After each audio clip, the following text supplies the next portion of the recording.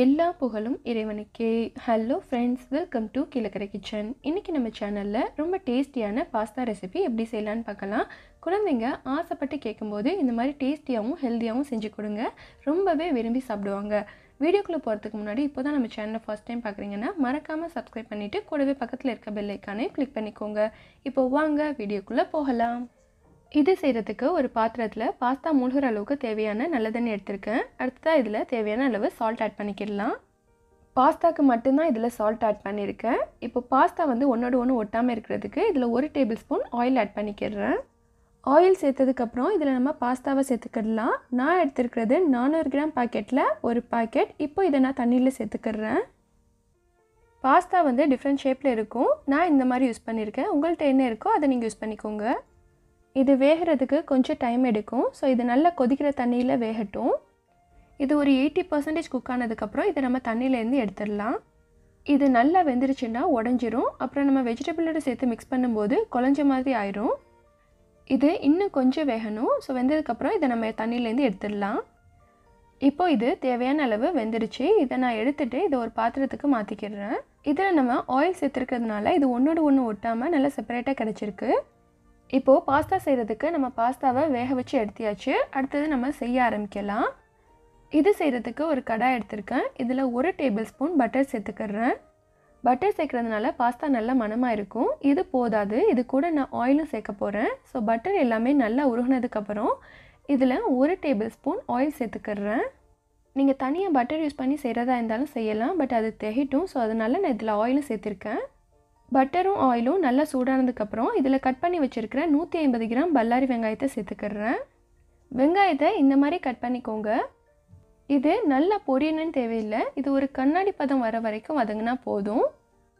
இப்போது வெங்காயம் இந்த அளவுக்கு வதங்கிடுச்சு. அடுத்ததாக இதில் 1 டேபிள் ஸ்பூன் இஞ்சி பூண்டு பேஸ்ட் ஆட் பண்ணிக்கிறேன். இப்போது நம்ம சேர்த்துருக்கிற இஞ்சி பூண்டு பேஸ்ட்டோட ரா ஸ்மெல் போகிற வரைக்கும் இதை நல்லா வதக்கி விட்டுக்கிடலாம். இது நல்ல வாசனை வந்ததுக்கப்புறம் இதில் நான் தக்காளியை சேர்த்துக்கிறேன். ஸோ 150 கிராம் தக்காளியை கட் பண்ணி வச்சுருக்கேன், அதை ஆட் பண்ணிக்கிடலாம். நம்ம இதில் சாஸ் எதுவும் சேர்க்க போகிறது இல்லை. ஸோ தக்காளி தான் சேர்த்துருக்கோம். தக்காளி தான் நல்ல டேஸ்ட்டு கொடுக்கும். ஸோ பழுத்த தக்காளியை ஆட் பண்ணிக்கோங்க. அப்புறமா காரத்துக்காக ஒரு பெரிய சைஸ் பச்சை மிளகாயை இந்த மாதிரி ரவுண்டாக கட் பண்ணி சேர்த்துக்கிறேன். நம்ம இதை நீல வாக்கில் நறுக்கி சேர்க்கும்போது ரொம்ப மசிஞ்ச மாதிரி ஆயிரும். ஸோ ரொம்ப காரமாக இருக்கும், குழந்தைங்க சாப்பிட மாட்டாங்க. இந்த மாதிரி ரவுண்டாக சேர்க்கும்போது எடுத்து போட்டு சாப்பிட்றதுக்கு வசதியாக இருக்கும். இது பெரிய சைஸுங்கிறதுனால 1 சேர்த்துருக்கேன். இதுவே சின்னதாக இருந்தால் 2 ஆட் பண்ணிக்கோங்க. அடுத்ததாக நம்ம காய் ஆட் பண்ணிக்கிடலாம்.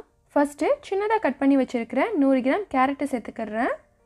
இதை சேர்த்ததுக்கப்புறம் பொடிசாக நறுக்கின 100 கிராம் பீன்ஸையும் ஆட் பண்ணிக்கிடலாம். அடுத்ததாக இது கூட காய் வேகிறதுக்கு தேவையான அளவு சால்ட் ஆட் பண்ணிக்கிறேன்.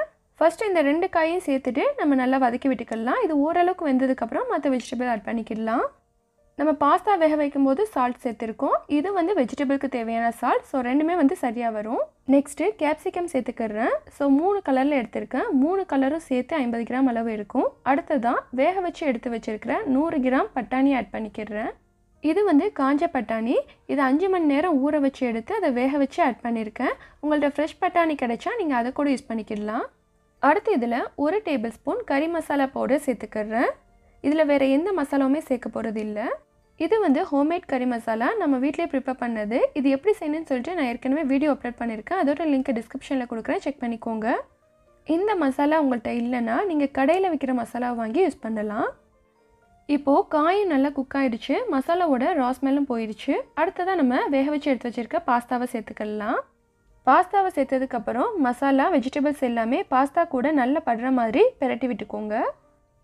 எப்போவுமே இட்லி, தோசை, சப்பாத்தின்னு செஞ்சு கொடுக்கும்போது குழந்தைங்களுக்கு போர் அடிச்சிடும். ஸோ அவங்க ஆசைப்பட்டு கேட்கும்போது மறுக்காமல் அவங்க விருப்பப்பட்ட மாதிரி ஹெல்த்தியாக செஞ்சு கொடுங்க, ரொம்பவே விரும்பி சாப்பிடுவாங்க.